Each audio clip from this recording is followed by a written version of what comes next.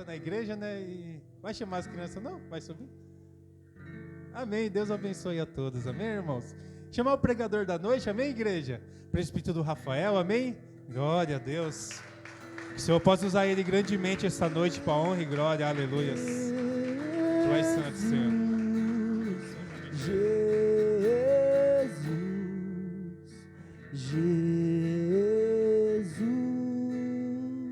Shalom, igreja.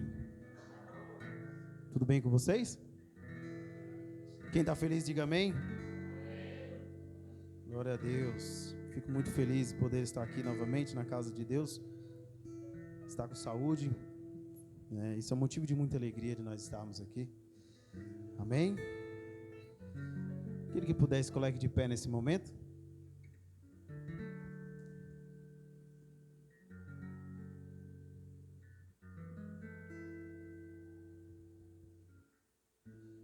Aqueles que puderem, abram as vossas Bíblias no livro de Gênesis, capítulo de 25.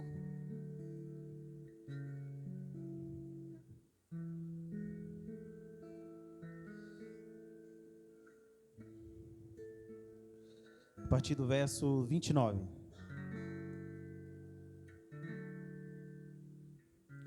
Nos diz bem assim: certa vez, quando Jacó preparava um ensopado, Esaú chegou esgotado e faminto do campo. E pediu-lhe: deixa-me comer desse cozido vermelho, pois estou com muita fome e exausto. Por isso, mais tarde, deram também a Esaú o nome de Edom, ou seja, vermelho.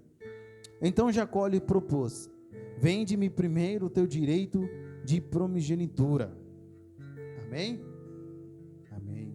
Curva sua cabeça nesse momento, vamos estar orando, falando que Deus possa estar continuando falando aos nossos corações. Essa é uma parte do culto muito importante, onde nós já louvamos ao Senhor. Agora é o momento de nós já ofertamos, e esse é o momento de nós estarmos ouvindo a palavra dele, que possa entrar nos nossos corações como uma flecha que atinge o alvo. Deus Pai, Deus querido, nesse momento eu oro, pedindo a Deus para que o Senhor possa revelar a tua palavra a cada um de nós. Deus, nesse momento eu oro pedindo para que as pessoas elas não estejam com seus pensamentos dispersos. Nesse momento, Deus, eu oro pedindo para que essas pessoas, essas famílias aqui, Deus, possa estar com a sua atenção totalmente dobrada, Deus, totalmente voltada para o teu altar. Que nós possamos ouvir a tua palavra, Deus, e aceitar, e entender e colocar em prática tudo aquilo que o Senhor liberar sobre as nossas vidas. No nome de Jesus. Amém. Pode se sentar, igreja.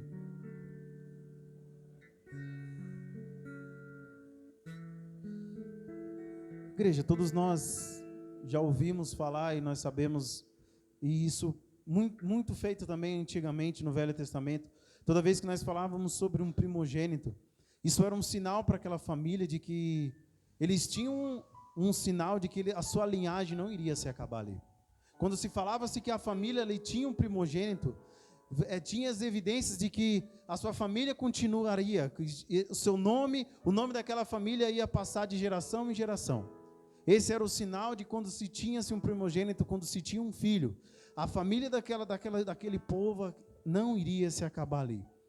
E com isso nós bem sabemos que era dever do primogênito, era dever do filho mais velho. Quando o patriarca, quando o seu pai ele falecia, já tinha subentendido de que ele seria o futuro líder daquela família. Então, ou seja, se o pai morria, era dever do filho mais velho, era a sua obrigação se tornar o filho, o líder daquela casa, e com ele vinha autoridades, e com ele vinha responsabilidades.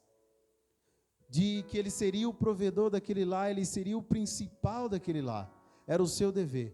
Mas também nós sabemos que um primogênito ele não herdava apenas as responsabilidades, ele não herdava apenas a autoridade, ele não herdava apenas que ele seria o principal provedor daquela casa, mas consigo também era herdado as promessas, ele tinha uma porção dobrada, ele era o principal entre outros filhos. Então o primogênito ele herdava uma herança muito maior do que os outros herdavam, porque ele tinha um papel. Ele tinha um legado a ser cumprido, ele precisava seguir em frente com esse papel a respeito da sua família. Então ele não herdava apenas as responsabilidades, ele não tinha apenas uma autoridade de líder, mas ele também herdava consigo promessas, que foi falado lá atrás para os seus pais, para os pais dos seus pais, para os seus avós, para os seus tataravós. Então ele herdava consigo também as promessas. Existia algo, uma autoridade, existia algo muito grande na vida desses primogênitos. E meu pai, ele dizia para mim que quando o pai dele foi embora de casa, ficou-se para o filho mais velho toda a responsabilidade. Então, com isso, nós entendemos que quando um pai ia embora ou quando o pai falecia, a autoridade estava toda sobre o filho mais velho. Porém, algumas pessoas, elas não entendem essa autoridade, ela não entende essa responsabilidade que é delegado sobre o primogênito, porque muitos deles entendem que isso é um fardo, é uma carga, mas não é bem assim. A Bíblia, ela conta a história de um filho mais velho, que ele negocia com o seu filho mais novo algo importante, que é o versículo que nós acabamos de ler, a primogenitura. Nós sabemos que Esaú, ele coloca em negócio algo que deveria ser eterno na sua vida. Esaú, naquele momento, ele coloca na mesa em negociação o seu direito de primogênito, por um guisado, naquele momento, porque ele estava com fome. E quando nós lemos esse versículo, a primeira coisa que nós aprendemos aqui, a primeira lição que nós aprendemos é que nós não devemos tomar nenhuma decisão cansado e nem muito menos com fome. Ali naquele momento nós conseguimos enxergar que Jacó, porque a pessoa mais conhecida dos dois é Jacó, dificilmente você vai falar sobre Esaú, dificilmente você vai saber quem é Esaú, mas Jacó, ele é muito falado. E esse é o momento onde nós sabemos que Esaú, ele chega cansado e ele sente aquele cheiro de comida, e Jacó, então, ele consegue ver, essa é a minha melhor oportunidade. Talvez Jacó, ele tinha em mente, ele entendia o que estava por trás de ser um primogênito. Ele sabia a legalidade, ele sabia a autoridade, ele sabia a responsabilidade, ele sabia o lado espiritual que existia por trás daquilo. Talvez ele dava muito mais importância do que seu irmão Esaú, mas ele viu uma excelente oportunidade, ele viu uma ótima oportunidade de estar ali naquele momento negociando uma coisa que ele queria, um direito. Quem aqui acredita que fazer negócio e que negociar é pecado? Levanta a mão. Não é pecado, igreja? Não é pecado. Amém? É pecado negociar? Não, não é pecado negociar. Até porque naquela época, muitas daquelas famílias, eles viviam em funções de negócios, porque eles negociavam seus gados para poder se alimentar, ou para ter outras terras, enfim. Negociar não é pecado. Mas, todavia, entretanto, porém, na posição que Esaú se encontrava, no que foi colocado na mesa em negócio, sim, era pecado. Por quê? Porque Esaú, ele negociou algo que era eterno. Entenda, nós não podemos negociar os nossos princípios, as nossas bases, os nossos valores. Nós não podemos negociar as coisas que são eternas, as coisas que vêm do alto, as coisas que vêm do reino de Deus. Então tudo aquilo que você coloca na mesa e parte a negociar, se está falando de coisas do reino de Deus, sobre valores, sobre os princípios, é pecado. Ele passou a negociar algo que era eterno, algo que tinha um princípio, algo que tinha uma base. Assim como também, se nós pararmos para entender, ele ter comido aquilo que o seu irmão tinha acabado de fazer, aquele prato, aquela sopa de lentilhas, também não era pecado. Não era pecado ele comer, mas foi pecado porque ele renunciou o seu direito. Ele renunciou o seu direito de primogenitura. Então isso foi pecado. Por quê? Porque ele colocou na mesa, ele deixou em negócio algo eterno. Tome muito cuidado. Tome muito cuidado. Porque Jacó, ele aproveitou o momento em que Esaú estava faminto e cansado. E por que eu falo para você, nós devemos tomar cuidado quando nós estamos cansados ou quando nós estamos com fome. Nem muitas das vezes nós não fazemos as nossas piores escolhas quando nós estamos cansados fisicamente, nem com fome fisicamente. Muitas das vezes nós fazemos as nossas piores escolhas quando nós estamos cansados espiritualmente, quando nós estamos cansados de uma situação, quando nós estamos cansados de algo que está acontecendo e de que não parece mudar. Tome muito cuidado quando você está cansado do seu relacionamento. Tome muito cuidado daquelas pessoas que se aproximam de você e coloca na mesa e negocia o seu relacionamento. Tome muito cuidado com isso, porque existem pessoas que estão ao seu lado, que esperam o momento que você está mais fragilizado, naquele momento que você está mais cansado do seu marido, da sua esposa, e coloca na mesa, e é naquele momento que você coloca tudo a perder. Tome muito cuidado com essas pessoas, porque Jacó, ele estava preparando, ele aproveitou a oportunidade, e foi aquele momento. Eu tenho certeza que nesse exato momento, você dentro de si, você está com aquela voz pensando a respeito daquelas negociações, a respeito daquele seu cansaço que só você sabe, aquela situação. Tome muito cuidado quando uma pessoa no seu emprego vinha até você e parece que sua situação financeira não vai mudar, e de repente ele coloca ali na mesa uma coisa que aos seus olhos parece mudar, que vai mudar a sua vida financeira, mas se isso estiver colocando em jogo o seu relacionamento com o Pai, isso é errado, isso é pecado. Então tome muito cuidado, porque Satanás, ele é astuto, ele vai aproveitar exatamente essas oportunidades. Ele vai colocar na mesa para você negociar exatamente no momento que você estiver brigado com sua esposa, que você estiver brigado com a sua esposa, no momento que você não vai ter o dinheiro, nada para prover na sua casa, vai ser nesses exatos momentos. Toma muito cuidado quando aos seus olhos tiver um parafuso na sua empresa, você estiver precisando daquele exato parafuso. Porque Esaú, ele vendeu seus direitos por uma sopa de lentilhas, que aos seus olhos não era nada, que aos seus olhos não era pecado, e não era, mas se tornou um pecado, se tornou algo errado, porque estava colocando em jogo o seu direito eterno. Então tome muito cuidado com as situações que você é colocado. Se isso estiver colocando em risco o seu relacionamento com Deus, os seus direitos eternos, tome muito cuidado. Nós precisamos entender que o mundo, ele está constantemente colocando na mesa, o mundo está constantemente negociando e colocando na nossa frente satisfações imediatas, desejos, aquelas coisas que nós queremos, porque ele quer exatamente isso, que você perca o seu direito de estar ao lado do Pai. É exatamente isso que ele quer. E quando ele coloca na mesa e você aceita, você perde quais esses direitos? São direitos espirituais, bênçãos em nossas vidas e posições a qual Deus, ele te colocou, que são inegociáveis. A partir do momento que você toma essa decisão, você colocou tudo isso em risco. Nós não podemos ser motivados por nossas necessidades e por algumas oportunidades que elas vêm até nós. Você precisa ser movimentado pela palavra, pelo reino de Deus. Entenda isso. Porque o que Satanás quer, é exatamente o que Esaú passou, é você perder a sua herança. E eu estou falando aqui, e o tema dessa noite é sobre você viver a herança de filho. Eu não estou falando a respeito de salvação, mas eu estou falando sobre herança. E a herança só é dada para quem é herdeiro.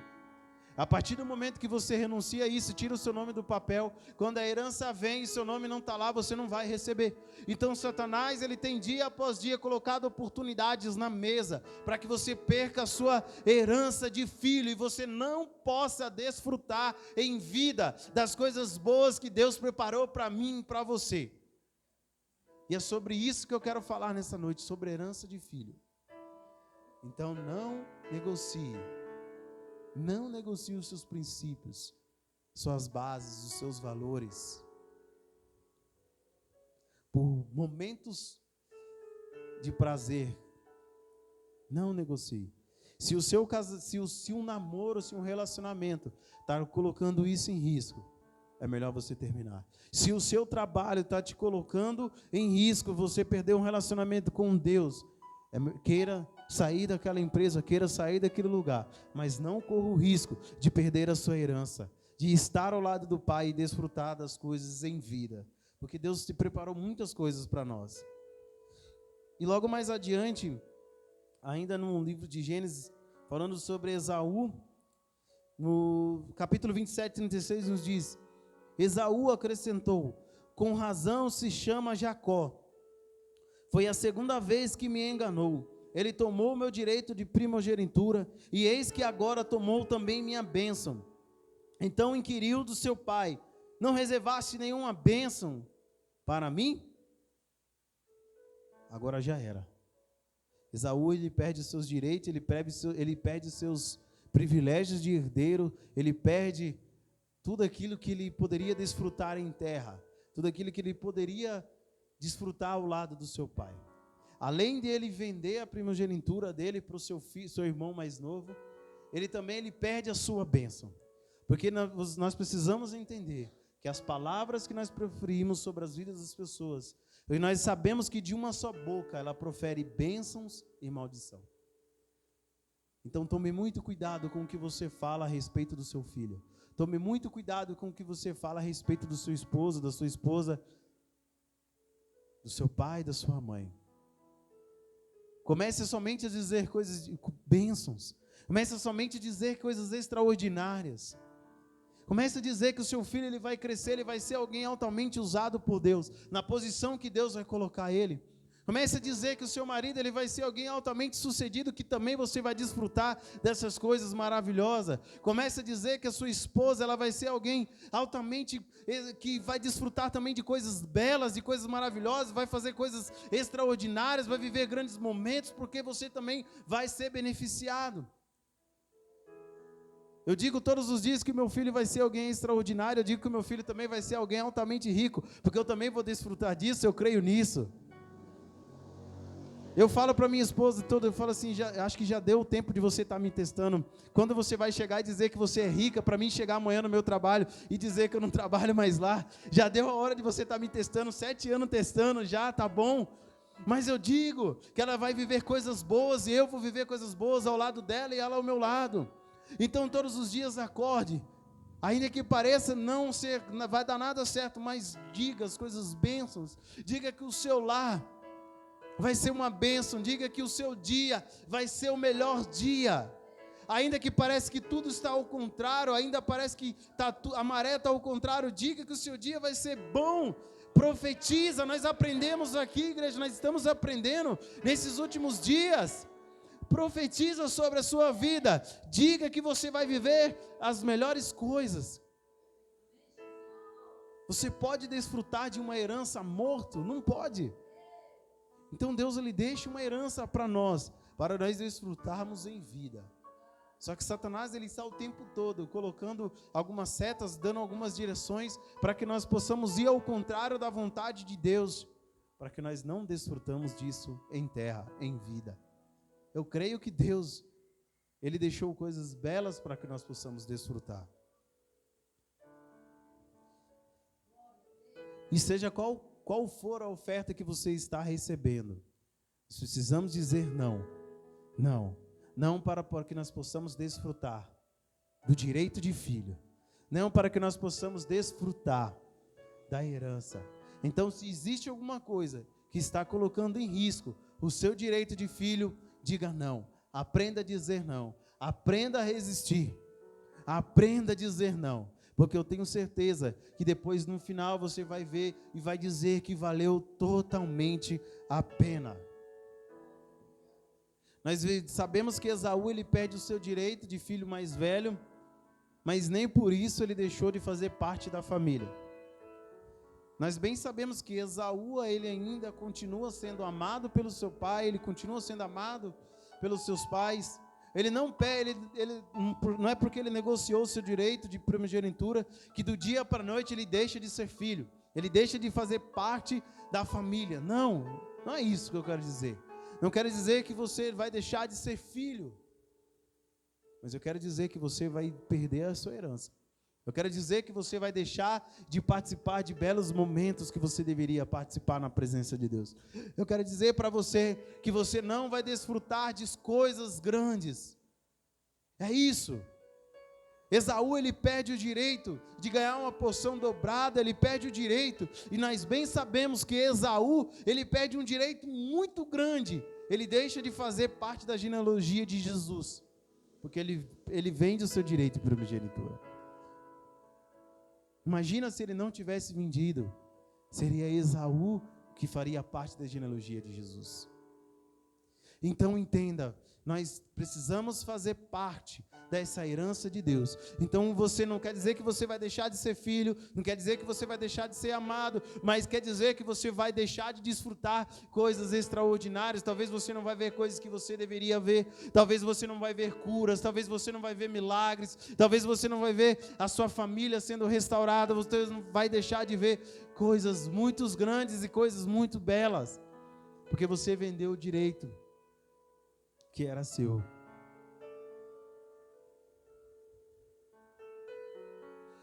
E nós sabemos que muitas são as heranças que o Senhor deixou para nós. Nós precisamos saber essas heranças que o Senhor deixou para nós, para que nós possamos desfrutar dela. Se nós lermos a Bíblia, nós vamos encontrar diversas heranças, mas aqui nessa noite eu queria deixar apenas 3 para vocês. Nós vamos aprender a respeito de 2 heranças que está no livro de Apocalipse, né, que fala que Cristo ele nos constituiu para que nós possamos ser reis e sacerdotes de Deus. Amém? Amém? Todos concordam com isso? E quando nós falamos sobre sacerdote, nós sabemos que a principal função, isso é uma herança que Jesus ele deixa para nós, porque nós sabemos que Jesus ele é o principal herdeiro, e nós somos filhos de Deus, e somos co-herdeiro com Cristo, então nós também podemos participar da herança, amém? E nós sabemos que o principal papel do sacerdote, é ele estar fazendo com que sua família, ele possa se relacionar com Deus, ele possa trazer a sua família para mais perto de Deus, ele faz ofertas em favor da sua família, para que ele se aproxime de Deus, e tem também como função a dizer quem é Deus nas nossas vidas, ensinar quem é Deus. E logo mais à frente nós vamos ver que Deus ele deixa a tribo de Levi para que sejam sacerdotes, para que eles cuidem do templo de Deus, e eles eram os únicos que poderiam acessar o lugar santíssimo, o santo dos santos. A tribo de Levi, eles eram sacerdotes, que eram os únicos que poderiam acessar o tabernáculo, que poderiam fazer parte da presença de Deus. Mas a Bíblia também vai nos dizer que houve um dia que o véu do santuário ele se rasgou de cima a baixo, e agora o acesso está novamente ao Pai. Então você não precisa mais de um sacerdote, você é só você e Deus. Então você tem um acesso livre ao Pai. Então você pode ser o sacerdote da sua casa, pode ser você que vai trazer a sua família de volta à presença do Pai. Está sobre as suas mãos. Agora você não precisa mais de um homem ser de uma determinada tribo, para que possa orar por você, para que possa se encontrar com Deus e falar a respeito de você. Hoje o acesso está livre. Hoje o acesso está livre. Jesus ele fez um sacrifício perfeito. No dia que aquele véu se rasgou, relacionamentos puderam ser mudados, pessoas foram transformadas. Entenda. O acesso está livre para você. Seja o sacerdote que a sua família precisa, seja o sacerdote que a sua esposa precisa, seja o sacerdote que o seu filho precisa, seja o sacerdote que aquela empresa precisa, seja o sacerdote que aquela rua precisa. Estabeleça o governo naquela rua, estabeleça o governo na sua casa. E nós também sabemos que Deus ele nos chamou para sermos reis. A palavra nos diz que Jesus ele é rei de reis. Então Jesus ele não é rei de escravos, ele é rei de reis, Senhor dos senhores. Amém? Então Jesus ele nos chama para uma realeza. Jesus ele te chama para ser rei. Jesus ele te chama para ser uma rainha. Jesus ele te chamou para que você estabeleça um governo aonde você estiver, através das suas obras. Aonde você estiver, aquelas pessoas, elas precisam entender que Deus, Ele te chamou para algo muito maior. Deus, Ele te chamou para que você pudesse compartilhar o Evangelho e informar a sociedade a respeito de Jesus. Deus, Ele te chamou para governar esse mundo. O governo dessa nação, o governo desse mundo, o governo dessa cidade, o governo do nosso estado, o governo do nosso país, está sobre as nossas mãos. Deus, Ele nos chamou para sermos reis. Esse governo deveria estar sobre as nossas mãos. Enquanto nós não queremos esse direito, enquanto nós não queremos herdar essa herança, existem pessoas que herdaram essas cadeiras, esses lugares, estão fazendo bagunça, estão colocando ideologias nas escolas, e depois, no final de tudo, são os nossos filhos, são os nossos familiares que serão prejudicados. Então Deus, Ele nos chama para ser rei. Então Deus, Ele nos chama para governar. Entenda isso, igreja. E a terceira herança que eu queria falar aqui nessa noite, que Deus, Ele deixa sobre nós, é o espírito profético. Nós sabemos que, como eu disse, quando o patriarca ele morre, e nós sabemos que, assim mesmo, Jacó era passado de geração em geração. Então os pais, eles colocavam a mão sobre os seus filhos mais velhos e dizia que existiriam bênçãos sobre a vida deles. Então eles profetizavam que os seus filhos viriam coisas que eles não viram. Nós sabemos que a promessa era para Abraão, mas de Abraão passou para Isaac, passou para Jacó, e Jacó passou para os seus filhos, e assim foi. Então, eles tinham o dom profético, eles poderiam profetizar na vida dos seus filhos, dizendo que eles viveriam coisas ainda maiores. Isaac viveu coisas maiores que seu pai viveu, Jacó viveu coisas maiores que Isaac viveu. Os seus filhos, José, nós sabemos que ele viveu coisas maiores que seu pai Jacó viveu, e essa é a ideia. É sobre você profetizar, como nós já dizemos aqui nessa noite. É sobre você dizer o que será, como será o futuro do seu filho, da sua esposa, do seu esposo, dessa cidade. É sobre você, essa herança que Deus deixou sobre nós, de nós profetizarmos sobre a vida das pessoas e as coisas acontecerem. É sobre eu dizer que meu filho, ele vai viver coisas maiores do que eu vivi. É sobre nós deixarmos um legado, que nós, a igreja, vamos viver coisas maiores do que eles já viveram. Eu não estou dizendo que são melhores e nem mais importância, mas nós vamos viver muitas coisas. Deus, Ele deixou sobre nós um espírito profético, para nós profetizarmos sobre essa nação, para nós profetizarmos sobre essa cidade. E o que nós temos feito com isso? O que você tem feito com a herança de qual Deus, Ele deixou sobre as suas mãos? O que você tem feito com a herança profética que Deus deixou sobre si? Quais são o que você tem profetizado sobre a vida dos seus filhos, da sua esposa? O que você tem aprendido com tudo isso? O que você tem feito com a herança que Deus tem deixado para você, que Deus tem deixado para nós? Se nós entendêssemos que toda vez que nós pecamos e a nossa herança estivesse como um saldo em uma conta, e cada vez que nós pecamos debitasse um valor dessa herança que está em saldo em conta, não demoraria muito para nós não termos mais nada. Eu venho dizer para você nessa noite que ainda dá tempo de você viver essa herança. Ainda dá tempo de você viver as coisas que Deus deixou reservado para mim e para você. Ainda dá tempo de nós vivermos essa herança. Não desperdice a herança que Deus deixou sobre mim e sobre você.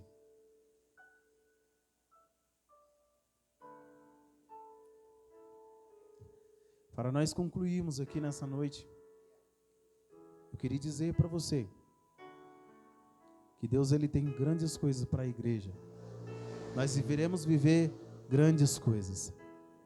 Mas, por favor, não coloque em risco a herança qual Deus deixou para você. Não coloque em risco o seu relacionamento por poucos minutos de prazeres. Não coloque em risco o seu direito de sacerdócio. Não coloque em risco o seu relacionamento com Deus, porque você decidiu fazer algo errado dentro de um lugar. Você decidiu pegar alguma coisa que não é sua. Por favor, eu te garanto, vale muito mais a pena você estar com Deus. Eu sei que é difícil. Eu sei que é difícil. Por isso que nós aprendemos aqui que nós não devemos tomar decisões cansados e nem com fome. Então, se você está cansado, vai, descanse. Se você está com fome, seja espiritual, se alimente espiritualmente, procure pessoas que podem te alimentar de maneira espiritual. Mas, por favor, não aceite essa bandeja que Satanás está colocando na sua frente, porque está colocando em risco a sua herança, está colocando em risco você deixar de viver coisas maravilhosas.